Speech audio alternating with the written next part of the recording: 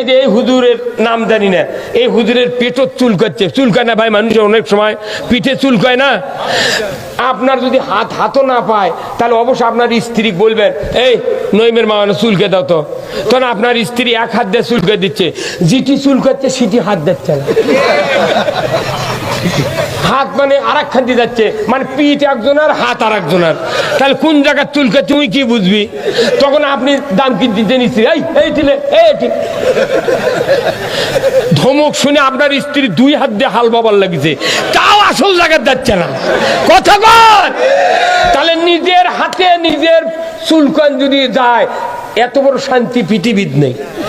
তাহলে নিজের বেটা আর অপরের বেটা, নিজের বেটা জানাজা করলে কমপক্ষে 10-15 মিনিট লাগবে জানাজা, আর অপরের বেটা জানাজা করলে খালি গড় গড় গড় গড় করে খতম তারাবি পরে সামনে গামতিল্লা সামনে গামতিল্লা, তুই মরিস বাস, তোর যা হয় হোক গিয়ে।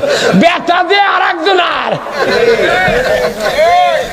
নিজের হাতে নিজে চুলকালে যেরকম শান্তি, বেটা হয়ে যদি জানাজা করে তার সে কোটি গুণ শান্তি। তাহলে আপনি জীবনভর খালি এগুলোই করলেন, দুনিয়াদারি করা লাগবে, কিন্তু নিজের ছেলেদেরকে আলেম বানাতে হবে। একটা গল্প শুনবেন। একটা মানুষের, গরিব মানুষের 4 বেটা, বুঝছেন, আর আরেকজনের 1 বেটা। কয়টা হলো? ওই ধনী মানুষের 1 বেটা। তো ওই 1 বেটা পড়াচ্ছে, পড়াতে পড়াতে পড়াতে দেশের পড়া শেষ, এখন বিদেশত যাচ্ছে।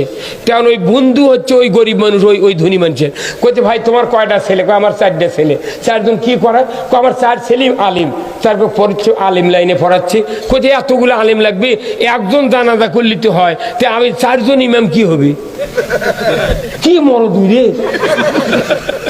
কইতে, কে আমি সব বেটাকে আলিম বানাবো, একজন জানাজা করবি আর 3 জন, এই 4 জন মিলে খাটনি ধরে নামাজি লোক আমাকে বয়ালে কব্বর যাবি। তোমার এত ভাবনা কে? কইতে, মাসে কত খরচ হয়? কইতে, 4 জনে 1002 টাকা হলে মাস যায়। কইতে, এই টাকা দিয়ে কি হবি? কয় টাকা বেতন পাবি তোর বেটারা? আর আমার বেটা বাংলাদেশের পড়া শেষ, এখন বিদেশত যাচ্ছে। বাংলাদেশে লাগিচ্ছিল 16,000 করে মাস, এখন বিদেশত লাগিচ্ছে 32,000 টাকা মাস। তো 32,000 অব্দি উনি আসলে 1.5 লাখ টাকা বেতন পাবি।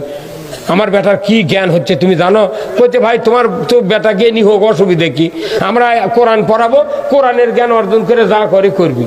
কইতে, না বন্ধু, তোমাকে আমি খুব ভালোবাসি, আমি মনে করছিলাম একটা বেটা মৌলবি বানাবে আর 3টা জেনারেল শিক্ষিত বানাবে, তাহলে বেশি জ্ঞানী হবি। তো কইতে, বন্ধু তাহলে তোমার বেটা কি জ্ঞানী হয় সেটা ঘুরে আসে দেখি আমি, তাহলে লাঠি বুঝে পড়াবো। এখন ওই ধনী মানুষের বেটা বিদেশে যা PhD করে ডক্টরেট করে চলে আসে, উনি আসে করছে কি, ওর খালাক বিয়ে করবি, খালাক বিয়ে করবি, এই কথা যখন বেটা কথা, তখন উদ্দির বুদ্ধি না পা ওই গরিব মানুষের ওই বন্ধুর কাছে গেছে। যা করছে, বন্ধু একটা কথা লজ্জা লাগে, করতে কি?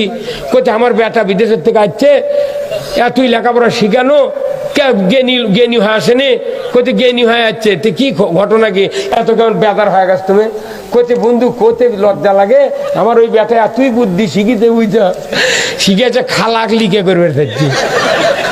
তখন ওই কোথায় আস্তাক ফেললে, তে কোথায় তুমি তো মেলা টাকা খরচ করে জ্ঞানী বানাচ্ছ, খালাক লিখে করবে তাই কে? কোথায় তোমার বুদ্ধি ঠিক আছিল, মাদ্রাসাত পড়ানি ভালো হয়েছিল। কথা কর, মাদ্রাসাত পড়ান। আল্লাহ রসুল বলছেন, এই ইবতিদায়ী মাদ্রাসাতে দাখিল পাশ করে আলিম পড়ে, কামেল পড়ে, ফাজেল কামেল দিয়ে PhD করে, ওই আলিমের বেটার, ওই আলিম বেটার বাপ মায়ের মাথাত নূরের তাজ আল্লাহ পরে দিবে।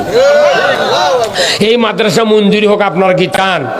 কারা কারা চান? 2 হাত তুলে থাকেন তো।